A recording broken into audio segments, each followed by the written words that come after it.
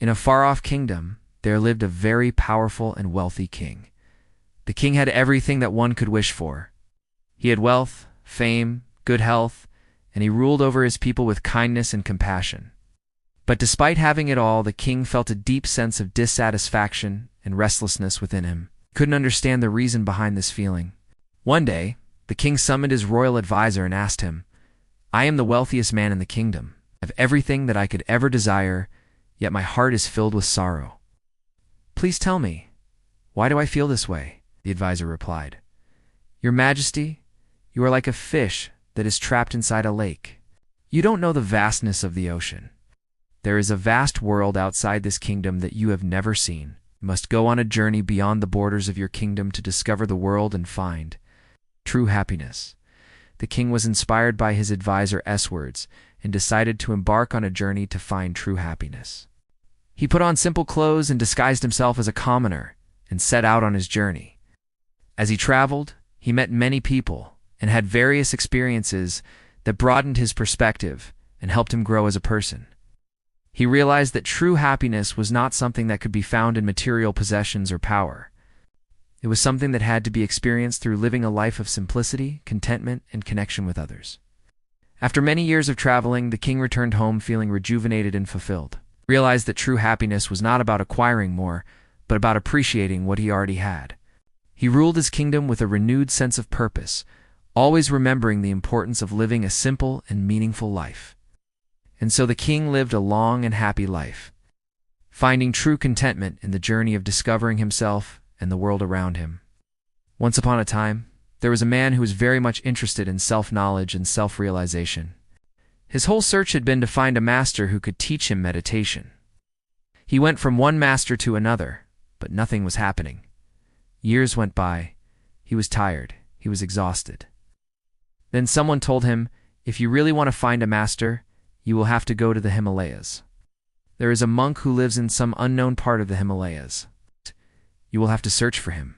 Nobody knows where exactly he lives, because whenever somebody comes to know of him, he moves from that place and goes even deeper into the Himalayan range."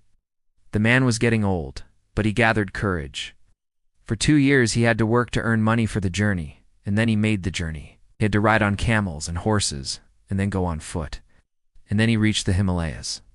People said, "Yes, we have heard about that hallmark. He is very ancient. One cannot say how old he is. Maybe 300 years, or even 500 years.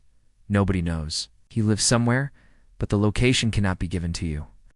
Nobody is aware of where exactly you will find him, but he is there if you search hard. You are bound to find him." The man searched. For 2 years he was roaming in the Himalayas. He was tired and exhausted.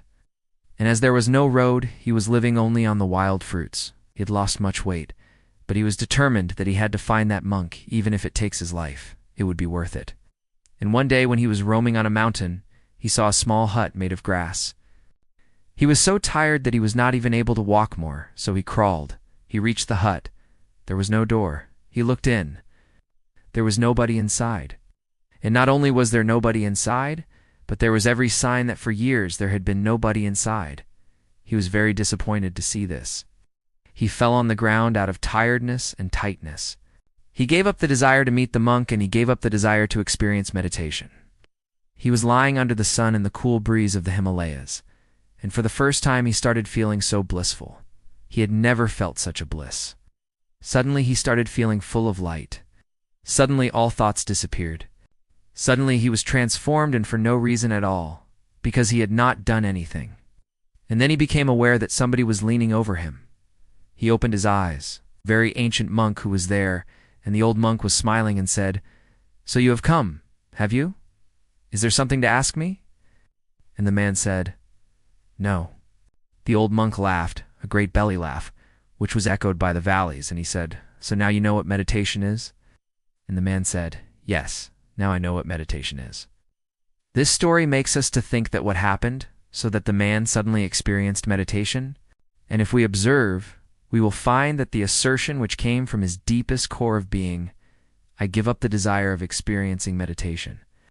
In that giving up of desire, all efforts and endeavors disappeared. In that very moment, he was no more the same person. And please your word on him, he was silent. He was a nobody, and he touched the ultimate stratum of non-being. Then he knew what meditation is. Similarly, when we try to meditate, we are not able to meditate because meditation is not done, it happens. When your mind becomes desireless and your thoughts subsides, then meditation spontaneously starts to happen, and you start feeling blissful.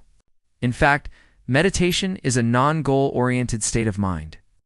But it also does not mean that we should not try to practice meditation. When we sit in a solitude place with our eyes closed, then we create an environment that is conducive for the phenomena of meditation to happen, and therefore you have to keep trying continuously till meditation happens in your life.